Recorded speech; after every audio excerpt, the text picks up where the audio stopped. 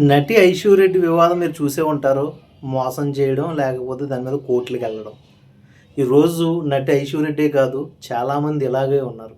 వాళ్ళందరినీ కూడా ఆపాలి అనుకోవడం సమంజసం కాదు. ఎందుకంటే ఈరోజు నిజాయితీగా జాబ్ చేసో, లేకపోతే చిన్న బిజినెస్ చేసో డబ్బులు సంపాదించాలంటే కనీసం ఒక ఇల్లు కాదు కదా, ఒక మోటార్ సైకిల్ కూడా కొనుక్కునే పరిస్థితిలో అయితే ఇండియన్స్ లేరు.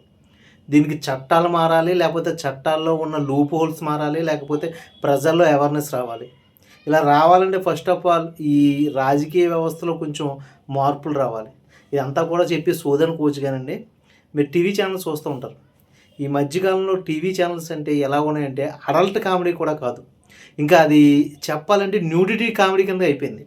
అందులో ఉన్న వ్యక్తులే వీళ్ళందరూ కూడా. ఇప్పుడు ఈ ఐశ్వర్యరెడ్డి అయినా, లేకపోతే మొన్న రీతు చౌదరి గారైనా, లేకపోతే విష్ణుప్రియ గారైనా, లేకపోతే ఇక మంగ్లీ గారైనా, ఇంకా పేర్లు చెప్పలేని బోలెమంది వ్యక్తులు ఉన్నారు.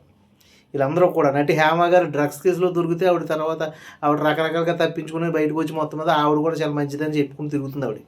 ఇలా చెప్పుకుంటూ పోతే బోలెమంది వ్యక్తులు ఇదిగో ఇలా మేము ఏం చేసినా తప్పు కాదు, మా వెనకాల చట్టం ఉంది, చట్టానికి వెళ్ళిన లూప్ హోల్స్ ఉన్నాయని చెప్తున్నారు.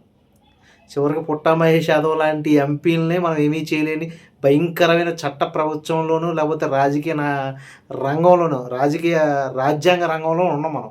దయచేసి ఇది మారాలంటే మన జనాల్లో అవేర్నెస్ రావాలి. ఇటువంటి వీడియోలు చేసే వాళ్ళని మీరు ఎంకరేజ్ చేయండి, గట్టిగా బూతులు తిట్టండి. దానివల్ల ఏమవుతుందంటే మన రాజకీయ వ్యవస్థ కానీ, లేకపోతే మన రాజ్యాంగ వ్యవస్థ కానీ మారుతాయి.